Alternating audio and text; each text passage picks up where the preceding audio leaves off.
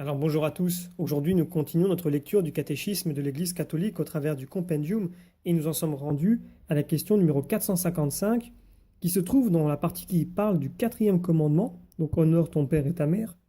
Et la question est donc, que commande le quatrième commandement? Eh bien, une réponse très courte. Il commande d'honorer et de respecter nos parents et ceux que Dieu, pour notre bien, a revêtus de son autorité. Alors, pour une réponse plus longue, prenons les paragraphes 2196 à 2200 du catéchisme de l'Église qui nous disent ceci.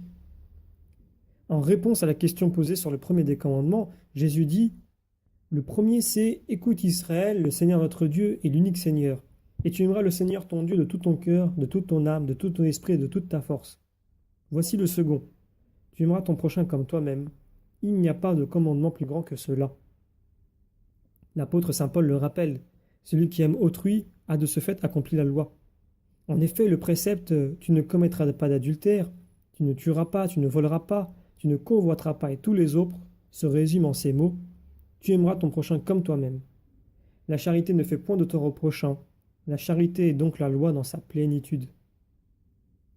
Honore ton père et ta mère afin d'avoir longue vie sur la terre que le Seigneur ton Dieu te donne. Pouvons-nous lire en Exode chapitre 20 ou en Luc chapitre 2, il leur était soumis. Le Seigneur Jésus a lui-même rappelé la force de ce commandement de Dieu. L'apôtre enseigne: enfants, obéissez à vos parents dans le Seigneur, cela est juste. Honore ton père et ta mère, tel est le premier commandement auquel soit attachée une promesse, pour que tu t'en trouves bien et jouisses d'une longue vie sur la terre. Le quatrième commandement ouvre la seconde table. Il indique l'ordre de la charité. Dieu a voulu qu'après lui, nous honorions nos parents à qui nous devons la vie et qui nous ont transmis la connaissance de Dieu. Nous sommes tenus d'honorer et de respecter tout ce que Dieu, pour notre bien, a revêtu de son autorité.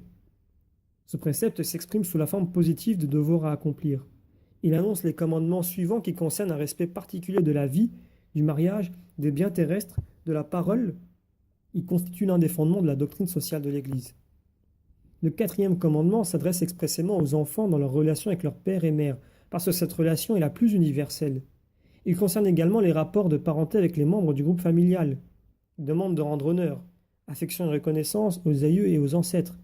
Il s'étend enfin aux devoirs des élèves à l'égard du maître, des employés à l'égard des employeurs, des subordonnés à l'égard de leur chef, des citoyens à l'égard de leur patrie, de ceux qui l'administrent ou la gouvernent.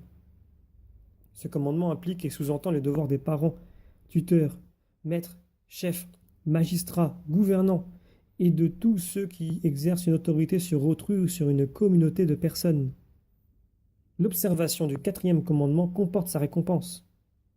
Honore ton père et ta mère afin d'avoir longue vie sur la terre que le Seigneur ton Dieu te donne. Le respect de ce commandement procure avec les fruits spirituels des fruits temporels de paix et de prospérité. Au contraire, l'inobservance de ce commandement entraîne de grands dommages pour les communautés et pour les personnes humaines.